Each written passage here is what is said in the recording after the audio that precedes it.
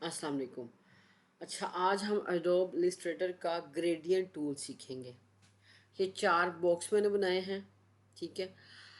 Window पे जाएं, gradient panel को ओपन करें। ये आपका ग्रेडियंट पैनल है। ग्रेडियंट टूल पे जाएं और यहाँ पे क्लिक करें तो ये इसको ग्रेडियंट लग गया। अब दूसरा बॉक्स लें, सेलेक्ट करें, पैनल से आके देखें यहाँ पे एक बॉक्स बना हुआ है, इसके ऊपर क्लिक करें तो ये ग्रेडियंट लग गया।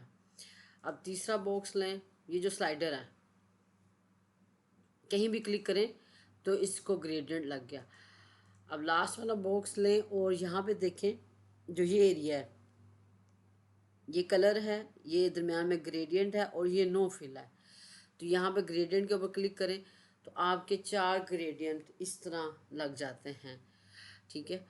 पहला ग्रेडियंट आपने ग्रेडियंट टूल से लगाया, दूसरा ग्रेडियंट इस बॉक्स से लगाया, तीसरा इस स्लाइडर से लगाया, फोर्थ वाला जो है ये यहाँ से लगाया। तो आप लोगों ने ये देख लिया होगा कि भाई 4 जगह से ग्रेडियंट हम लगा सकते हैं।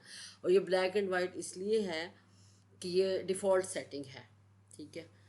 अब अगली वीडियो में हम लोग इसको कलर देने के बारे में पढ़ेंगे।